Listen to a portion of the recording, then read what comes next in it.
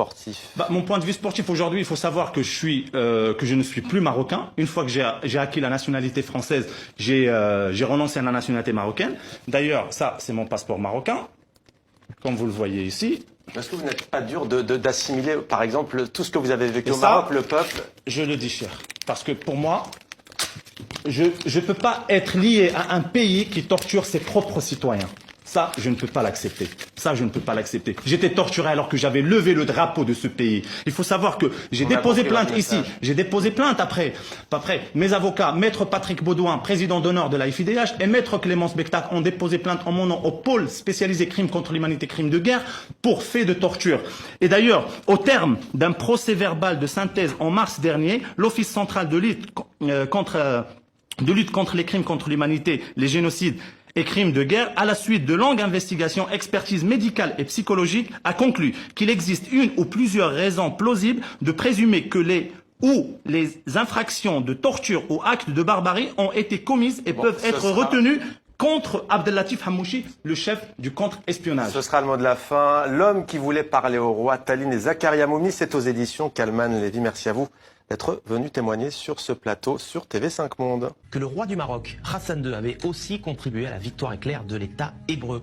Info, Intox, Johanna Binder, bonsoir. Bonsoir. Alors, est-ce que Israël a effectivement gagné cette guerre de 67 grâce à l'aide du Maroc? Eh bien, sans le Maroc, Israël n'aurait peut-être pas gagné la guerre des 6 jours. Alors, tout commence en 1965, on est 2 ans avant que débute la guerre des 6 jours.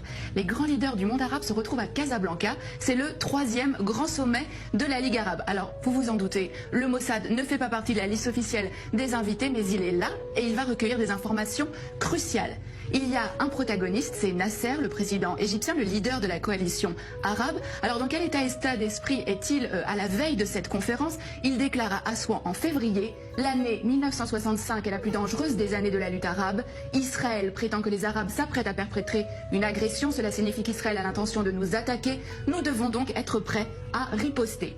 En septembre, donc quelques mois après, a lieu ce sommet de la plus haute importance. À l'ordre du jour, l'état des forces armées des pays de la Ligue arabe, avec cette question: sont-ils prêts à faire la guerre contre Israël? L'autre homme clé de cette histoire, c'est Hassan II, le roi du Maroc. Il va permettre aux renseignements israéliens de connaître ses ennemis.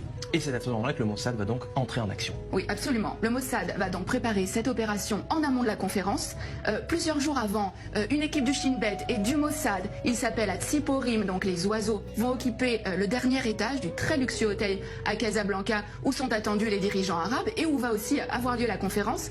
Mais la veille de ce sommet, Hassan II est pris de panique et il somme les agents israéliens de quitter l'hôtel. Mais au terme de cette conférence, il va livrer aux agents israéliens l'enregistrement complet de cette conférence. Hassan II a tout enregistré en secret. Il n'a pas confiance dans les invités de la Ligue arabe. C'est à peine croyable. Mais qu'est-ce que les Israéliens vont bien pouvoir découvrir sur ces cassettes? Alors, les enregistrements vont révéler qu'il est question de créer un commandement arabe unifié pour mener les hostilités contre Israël. Et le point crucial, c'est que les rangs arabes sont profondément divisés. On va pouvoir entendre des échanges extrêmement vifs entre Hussein de Jordanie, mais aussi Nasser. Et alors, ce qui est vraiment important, c'est que les nations arabes vont vraiment révéler leurs faiblesses. Elles ne sont absolument pas préparées pour une guerre contre Israël. Et c'est vraiment sur la base de ces informations-là que Tsahal va lancer les premières opérations de la guerre des 6 jours en 67. Alors voilà un dirigeant arabe sunnite qui est censé être solidaire de ses homologues arabes. Pourquoi Hassan II a-t-il fait ce choix? Qu'est-ce qui l'a motivé? Alors, ce qu'il faut savoir, c'est qu'avant déjà ce sommet, le Maroc et Israël entretenaient déjà des relations stratégiques. Hassan II avait accepté que des juifs marocains émigrent vers Israël. En échange de quoi Israël fournissait une aide logistique au Maroc, notamment en formant ses militaires. Et suite à cette opération, qui a vraiment été considérée comme le fleuron des renseignements israéliens, Israël est en dette vis-à-vis du Maroc. Seulement un mois plus tard, en octobre, cette dette a un nom, c'est Mehdi Ben Barka, le plus farouche opposant d'Hassan II. Le Mossad participe à l'opération Baba Batra. L'objectif, c'est faire disparaître absolument Ben Barka. Baba Batra aux initiales donc de Ben Barka, mais c'est aussi le nom d'un traité du Talmud. Le Maroc a donc été un allié indispensable à Israël dans la guerre des 6 jours, même si, on le voit bien, aucun cadeau n'est gratuit. Deux frères, deux faux, le M. Deux frères, deux frères, deux frères, deux frères.